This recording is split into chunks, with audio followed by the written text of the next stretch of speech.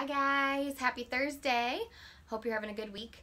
You probably read my email that we are not having class today. I have 3 sick boys at home. My husband and my 2 boys are all down for the count with fevers of over 100 and all sick with this nasty cold and everything that's been going around. So I just ran into the office really quickly to do this quick video for you guys, but also to grab a few things to take home so that I can work from home today while I'm playing mom and nurse to everybody. So I'm sorry that we won't have class today, but I didn't want to lose the class period of being productive and being able to share some things. So I'm going to do a quick little, I don't know, synopsis of food and beverage from the food service side of the 4 main ways that food is served at a special event. So just real kind of quick hitting, make sure that you understand that because I need to make sure you understand that so that on Tuesday when we really talk about food costing and BEOs or banquet event orders, that you have a basic understanding of that, which is what we were going to cover in class today. So I'm going to do a quick thing on that. And then I have sent you 3 links of videos.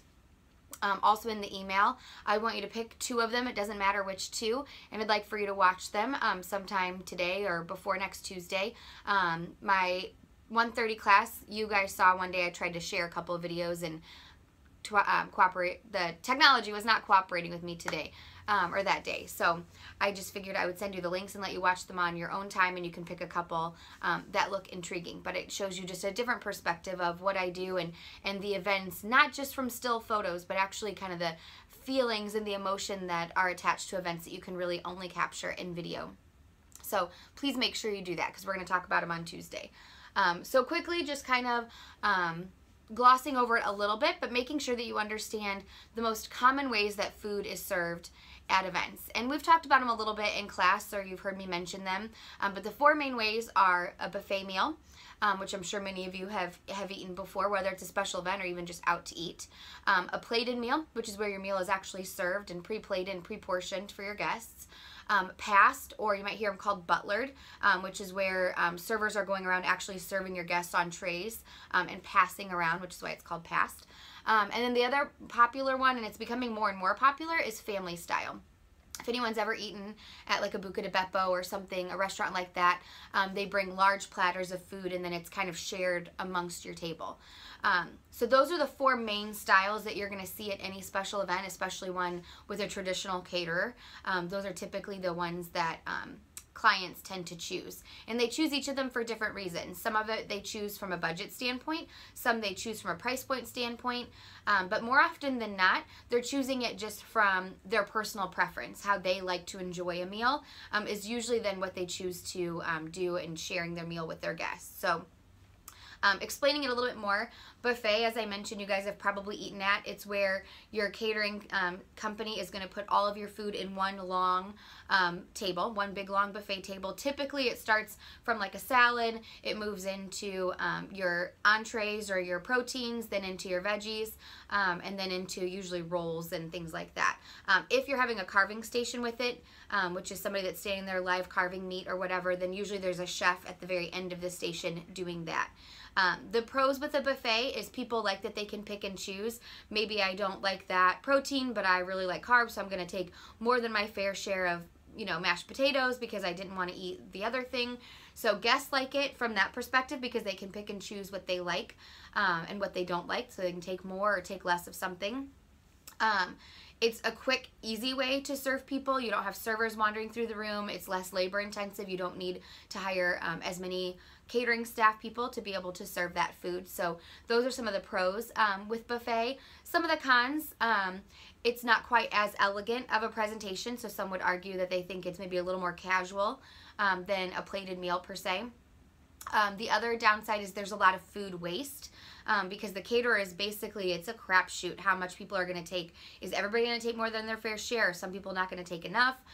So that part can be a crapshoot, so it can result in some food waste, or it could result on the flip side of running out of some food. So that certainly can be a con when we're talking about buffets. A lot of people used to think, and it used to be, that buffets were cheaper than any other option like plated. So people used to choose buffet from a budget standpoint. Now, because of those things that I've mentioned, like the food waste and things like that, most caterers have evened out their pricing, that now even if a buffet is cheaper, it's maybe only cheaper by $1 or $2 versus the plated.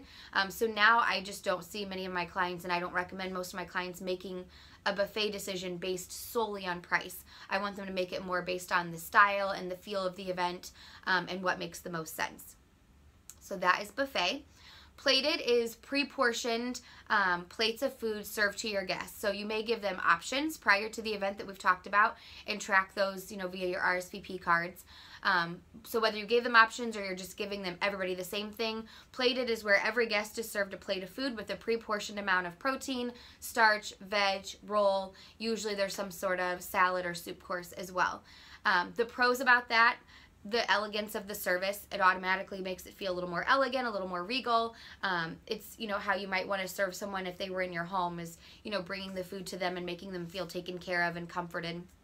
So a lot of people like the elegance of a plated meal, and the formality of it, I should say, is always a big one. The downside to plated is because it is pre-portioned amounts of food, those big eaters maybe aren't getting enough food. Those picky eaters, like my husband, maybe won't like 2 or 3 of the items that are on their plate, where they don't get to pick and choose, what's on there. So maybe it's hard for picky eaters to feel like they really get full, or even not picky eaters. Like I said, even big eaters, sometimes those pre-plated portions aren't enough for them. So those are some of the downsides of plated. As I mentioned before, it used to be plated was a $5, $10, $12 difference between plated and buffet. That is no longer the case. In fact, a lot of caterers, because of the portion control, they like plated, so they encourage plated, and they encourage that by keeping the price point a little more comparable to buffet. Passed or butlered is another one that I mentioned. You mostly see that used for appetizers and hors d'oeuvres, and that's where I would recommend that it stays. It is really hard to pass or to butler around larger portions of things, or to butler enough food for guests for them to really feel full, like it was a meal. So I think passed or butlered is great for a cocktail hour, or it's great for an appetizer only event. But to me, I don't recommend them for clients that are still wanting to serve their guests a full meal, because I just don't think that they get full enough off of that. And it can be a little chaotic. Some people don't want to stand, especially females. They're maybe holding a purse, they're holding their wine glass. Now they've got to take an appetizer and try to eat it. And so it can be a little challenging from the elegance perspective and just even the management perspective of it. So I just find to be butlered and passed to be great for a cocktail hour, or to be great for an apps only event, but not for an event that you're wanting to do a whole meal for. Family style, as I mentioned, is another one that is becoming more and more popular. People like that it's a little bit of the best of both worlds between buffet and plated. So it has the elegance of all of your guests still being able to stay at their table and not having to get up and carry plates and walk to their buffet and come back. So a lot of people like that it keeps the guests at the table, so it still has a little bit of that elegance factor. But they like the parts of the buffet where people can pick and choose that they want more of this or less of that. And so instead of having to go to a buffet to do that, the servers bring large platters of, 10 proteins all on one platter, and all of the mashed potatoes and all of the salad on these platters that come to the table. And then just like you would do at a family dinner, you pass that platter around, and people share that meal amongst each other. So the good side of that, like I said, you get to pick and choose. You get to have a little bit of this and a lot of that. The downside to that, depending on your caterer, some caterers are not equipped to do family style, so they may actually upcharge you a little bit because maybe they're having to rent some of those platters and serve dishes that they normally wouldn't use at an event, because they're going to be using their chafing dishes at the buffet or their plates for a plated meal. So that part can be a downside. Another thing to think about with family style is the impact that has on your tablescape. And we talked about that a little bit when we talked about design. But if you are doing family style, you need more of a footprint on that table for those platters to sit, right? So if you're doing plated, you just need that little 12-inch area for the plate to sit, or even buffet. All they need is their area with the plate. with family style, you need places for them to pass those platters and then put those platters on the table. So whether that means you need to do an oversized table, so let's say you do a 72-inch round that's normally meant for 10, but you only seat it for 8 people so that you have more empty space on there, or maybe you do a smaller centerpiece than you would have chosen to do if you were doing plated, just to give you more room on that table for guests to be able to put those empty platters down, because otherwise it's really annoying. They pass a platter around and now they're moving their cups and dishes and wine glasses just to make room for a platter. So those are things to consider. Last one I want to mention is food stations. Food stations are also gaining popularity. I kind of call it like a modified buffet. So your food stations, what's kind of fun is you can get creative with them, and you can have a pasta station in one corner and a mashed potato bar in another corner, and maybe a big salad station or a big dessert station. And people get up and they mingle and they go to those stations to get those different kinds of food. So you can have a lot of fun with what you're choosing. It's back to getting the guests up and mingling, so it can be really good for the energy of things. On the flip side, it can be maybe challenging or maybe even a little annoying to some guests that don't want to have to get up multiple times because they want to get a protein over there, and then they want to get mashed potatoes over there, then they want to get a salad, and maybe they want to hit the Mexican station to get a quesadilla or whatever. So some guests like it, some guests don't. It really all depends on your crowd.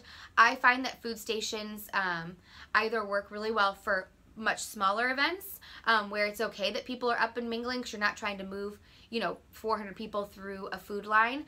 Or on the opposite side, a group of 400, you can use food stations, but you need an abundance of food stations. So you're not going to get by with 4 main food stations. You maybe need to do, 8 or 9 food stations so that you're constantly cycling people through those food stations and getting them served in a timely manner. So I said 4 at the beginning, but 5. Those are the 5 that I want you to know and understand.